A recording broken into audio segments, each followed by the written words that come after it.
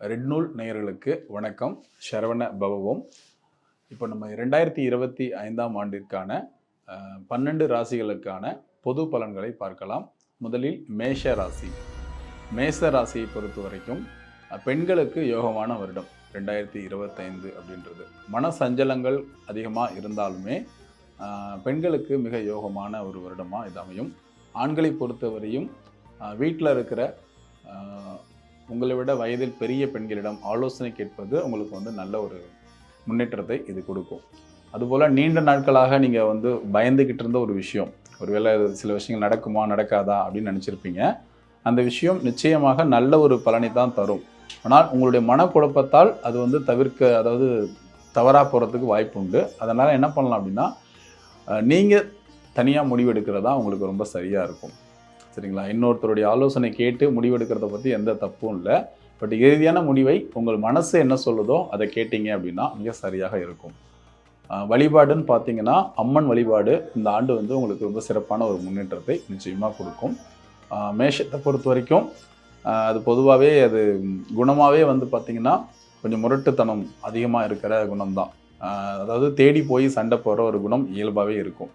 அதாவது மற்றவங்களாம் பார்த்தீங்கன்னா சொல்லுவாங்க, வந்த சண்டையை விட மாட்டேன் அப்படின்ற மாதிரி சொல்லுவாங்க. ஆனால் வீணாக சண்டைக்கு போக மாட்டேன்னு சொல்லிட்டு. ஆனால் மேஷ ராசியை பொறுத்த வரைக்கும் கொஞ்சம் துருன்னு அதிகமாக சண்டையை தேடி போயிட்டு சண்டை போகிற ஒரு கேரக்டர் தான் அதிகமாக இருப்பாங்க. கூடுதலாக பார்த்தீங்கன்னா விட்டு கொடுக்குற மனப்பான்மை ரொம்ப அதிகமாக இருக்கும். சில சமயங்களில் விட்டு கொடுத்து தான் போகணுன்ற நிலை வரும். அதாவது நீங்களாக விட்டு கொடுக்குறத போய் நீங்கள் விட்டு கொடுத்தா மட்டும்தான் உங்களுக்கு நல்லது நடக்கும் அப்படின்ற மாதிரி சில விஷயங்கள் இருக்கும். அதுபோல் விட்டு கொடுக்கறதால எந்த விதமான தவறும் இல்லை. அது முன்னேற்றத்துக்கு கண்டிப்பாக வழிவகுக்கும். மேஷ ராசியை பொறுத்த வரைக்கும் அது ஆண்களை விட பெண்களுக்கு யோகமாக இருக்குது அப்படின்றதால நீங்கள் ஏதாவது புதிய தொழில் தொடங்கணும் அப்படின்னா சொல்கிறது புது பலன் தான். உங்கள் வீட்டில் இருக்கிற பெண்கள் பெயரில் தொழில் துவங்கலாம். இப்போ பண வரவு சம்மந்தப்பட்ட விஷயங்களுக்கு வழிபாடுன்னு பார்த்தீங்கன்னா பெண் தெய்வ வழிபாடாக இருக்கிறது ரொம்ப ரொம்ப நல்லது. மேஷராசியை பொறுத்த வரைக்கும் பெற்றோர்களை வழிபடுவது ரொம்ப நல்லது. குறிப்பாக இந்த 2025 அப்படின்றது தாயை வழிபடுவது, அதாவது அம்மன் வழிபாடு அப்படின்றது உங்களுக்கு ரொம்ப ரொம்ப சிறப்பாக இருக்கும். ஒருவேளை நீங்கள் ஒரு தொழில் தொடங்குறீங்க அப்படின்னா அம்மா பேரில் வைக்கிறது இன்னும் சிறப்பாக இருக்கும். ஒரு உதாரணத்துக்காக தான் சொல்கிறேன். மற்றபடி அம்மா பேரில் தான் வைக்கணும் அப்படின்ற சண்டைலாம் கொடுக்க வேண்டாம்.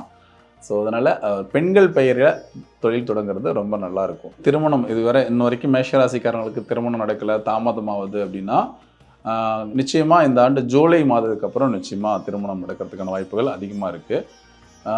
அந்த தாமதத்துக்கு கூட உங்களுடைய மனநிலை தான் காரணமாக இருக்கும். இது மற்றவங்களுடைய காரணம் நிச்சயமாக இருக்காது. அதனால் நீங்கள் எது குறித்தும் அதிகமாக பயந்து கொண்டு இருக்கீங்க இல்லையா, அந்த விஷயத்தை பயப்படாமல் நீங்கள் தெளிவாக இந்த மனநிலைக்கு வரணும். அதுக்கு நிச்சயமாக உங்களுக்கு தியானம், இப்போது ட்ராவல் பண்ணுறது, பயணங்கள் இதெல்லாம் நிச்சயமாக உதவும். உங்களுடைய நம்பிக்கை இருக்கிற பட்சத்தில் உங்களுக்கு இஷ்டமான தெய்வங்களை நீங்கள் தொடர்ந்து வழிபாடு செய்யலாம். குறிப்பாக பார்த்தீங்கன்னா திங்கள், வியாழக்கிழமை இந்த 2 நாட்களில் நீங்கள் வழிபாடு செய்வது ரொம்ப ரொம்ப நல்லது.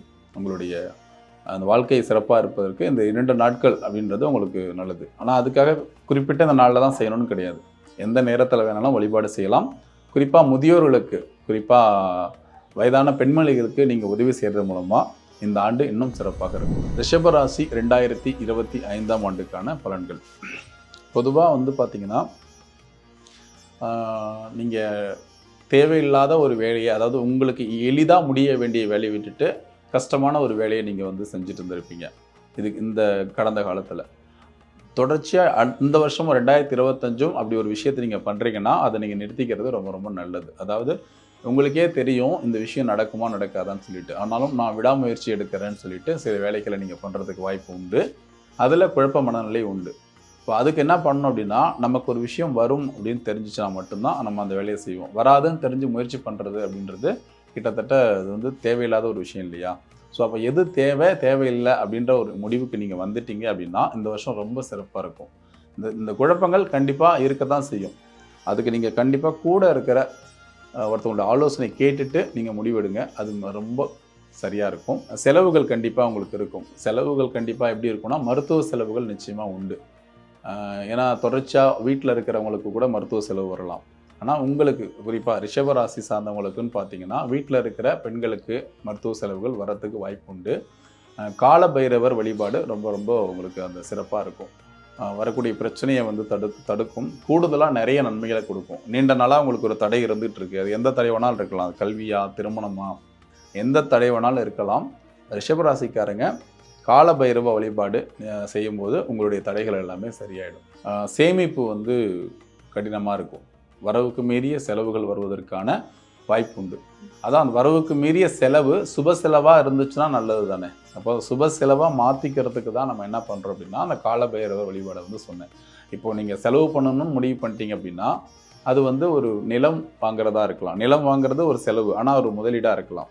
ஒரு திருமண செலவாக இருக்கலாம், இல்லை குழந்தைகளுக்கு செலவு பண்ணலாம். இந்த மாதிரி நீங்கள் செலவு பண்ணி தான் ஆகணும். ரிஷபராசிக்காரங்க 2025 பொறுத்த வரைக்கும் செலவு கண்டிப்பாக உண்டு. அந்த செலவை சுப செலவாக மாற்றிக்கிறதுன்றது நம்மளுடைய எண்ணங்களில் இருக்குது.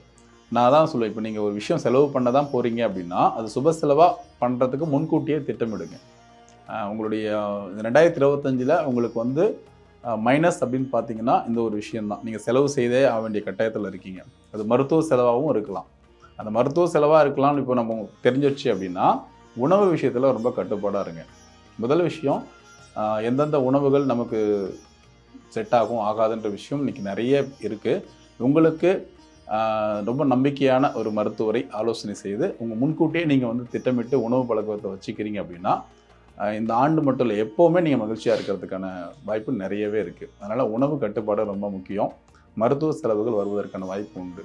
அதனால் செலவு பண்ணணும் அப்படின்னா அதை பற்றி எந்த கவலையும் பட வேண்டாம். ஏன்னா செலவு பண்ணுறீங்க அப்படின்னா அதற்குரிய வருமானம் வருதுன்ற பொருள் மறைமுகமாக இருக்குது. அதனால் நிச்சயமாக வருமானம் உண்டு. அதை செலவு செய்கிறதுக்கான வாய்ப்பு அதிகமாக இருக்கிறதால சுப செலவாக மாற்றிக்கிறது ரொம்ப நல்லது. மிதுன ராசின்னு பார்த்துக்கிட்டிங்கன்னா தொடர்ச்சியாக வந்து பார்த்திங்கன்னா நீங்கள் போராட்ட குணம் அதிகமாக இருக்கும். ஆனால் இறுதியாக நீங்கள் வந்து அதை வெற்றி கொண்டுருவீங்க. அதனால் உங்களுடைய முயற்சி வீணோ, இதுக்கப்புறம் நம்ம முயற்சி பண்ண வேண்டாம் அப்படின்ற எண்ணத்தில் நீங்கள் இருக்க வேண்டாம்.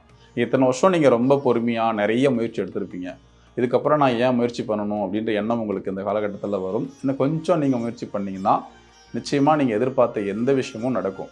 மிதுன ராசி பொறுத்த வரைக்கும் இந்த 2025 நீங்கள் சோர்ந்து போகாமல் இருந்தால் போதும். ஏன்னா ரொம்ப ரொம்ப சோர்ந்து போயிட்டு நீங்கள் கைவிடுற நிலை வரலாம். ஆனால் நான் நிச்சயமாக சொல்கிறேன், நீங்கள் எந்த விஷயத்துக்காக முயற்சி பண்ணீங்களோ அந்த விஷயம் உங்களை தேடி தானாக வரும். நீங்கள் கொஞ்சம் பொறுமையாக இருந்தால் மட்டுமே போதுமானது. பொதுவாகவே நீங்கள் ஒரு விஷயத்தில் ஏமாந்துருக்கலாம். அந்த ஏமாந்த விஷயத்துக்காக நீங்கள் பழி வாங்குகிற குணம் அதிகமாக இருக்கும் இந்த 2025. அந்த பழி வாங்குகிற குணத்தை மட்டும் நீங்கள் கொஞ்சம் தள்ளி வச்சிட்டிங்க அப்படின்னா இன்னும் பெட்டராக இருக்கும். ஏன்னா உங்களுக்கு ஒரு அனுபவமாக அதை எடுத்துக்கிட்டு நீங்கள் அடுத்த கட்டமாக நீங்கள் மற்ற வேலையை பார்க்க போகிறது தான் சிறப்பாக இருக்கும். ஒரு வேளை நீங்கள் பழி வாங்குகிற குணத்தில் வேறு ஏதாவது செய்கிறீங்க அப்படின்னா அது சண்டை சச்சரவுகளில் போய்ட்டு முடிய வாய்ப்பு இருக்குது. இது பொதுவான பலனாக தான் எடுத்துக்கலாம். தனிப்பட்ட வகையில் பார்க்கும்போது அதுக்கான பரிகாரங்களை சொல்லலாம். ஒரு மிதுன ராசி பொறுத்த வரைக்கும் பரிகாரம்னு பார்த்தீங்கன்னா நீங்கள் துர்க்கை அம்மனை வந்து வழிபடுறது ரொம்ப ரொம்ப நல்லது. ஸோ மாற்று சமயக்காரர்கள் என்ன பண்ணலாம் அப்படின்னா வெள்ளிக்கிழமைகளில், வெள்ளி செவ்வாய்க்கிழமைகளில் பெண்களுக்கு நீங்கள் வந்து என்ன பண்ணலாம்னா உங்களால் முடிந்த அளவுக்கு உதவி பண்ணலாம். ஒரு உணவு வாங்கி கொடுக்கலாம், வேறு ஆடைகள் வாங்கி கொடுக்கலாம், இதெல்லாம் பண்ணலாம்.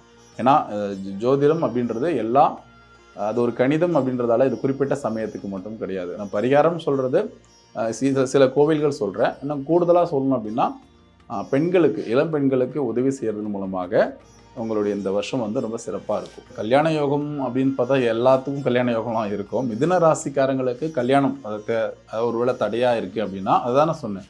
அது எந்த ஒரு தடையாக இருந்தாலும் அது கடைசியாக கண்டிப்பாக வெற்றி பெற்றுருன்னு சொல்கிறேன். இப்போ இத்தனை வருஷமாக தடையாக இருக்குது அப்படின்னா நான் இப்போ சிலதுக்கு வந்து ஜூலை மாதத்துக்கு அப்புறம்னு நான் சொல்லியிருக்கேன். நான் என்ன சொல்கிறேன், இந்த அடுத்த வருஷம் கடைசியில் கூட நடக்கலாம்.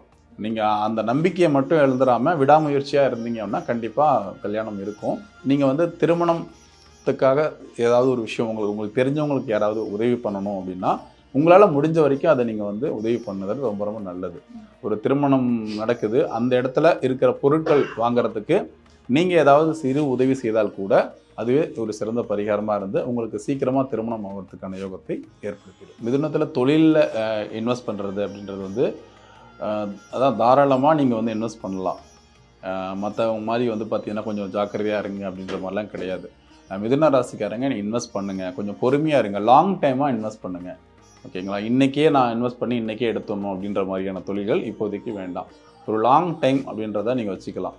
இல்லாட்டினா ஒரு நல்ல ஒரு கன்சல்டன்ட், இப்போ நீங்களே ஆக்சுவலி மிதுனம் கன்னியை பொறுத்த வரைக்கும் அவங்களே கிட்டத்தட்ட ஒரு கன்சல்டன்ட் மாதிரி தான் இருப்பாங்க. அவங்க சப்போஸ் வேறு துறையில் இருந்தால் கூட சரி, அவங்க கண்டிப்பாக அவங்களே வந்து ஒரு கன்சல்ட் மாதிரி தான் நடந்துப்பாங்க. அவங்கள்ட்ட ஆலோசனை கேட்குறவங்களா இருப்பாங்க, மிதுன கன்னியை பொறுத்த வரைக்கும். அப்போது நீங்கள் என்னென்னா, நீங்களே ஒரு கன்சல்டன்ட்டு, நம்ம ஏன் இன்னொருத்தவங்கள ஆலோசனை கேட்கணும் அப்படின்னு எண்ணம் இல்லாமல், இன்னொருத்தர் கண்டிப்பாக ஆலோசனை கேட்டுட்டு நீங்கள் வந்து முதலீடுகளில் கவனம் செலுத்துனீங்கன்னா, நீங்கள் நினைச்ச இலக்கை அடைய முடியும். கொஞ்சம் தாமதமாகும், அது மட்டும் உண்மை. நீங்கள் இன்றைக்கே முதலீடு போட்டு நாளைக்கே எடுக்கணும் அப்படின்ற மாதிரியான தொழில்கள் உங்களுக்கு தேவையில்லை. கொஞ்சம் லாங் டைமாக நீங்கள் வந்து முதலீடு போடலாம்.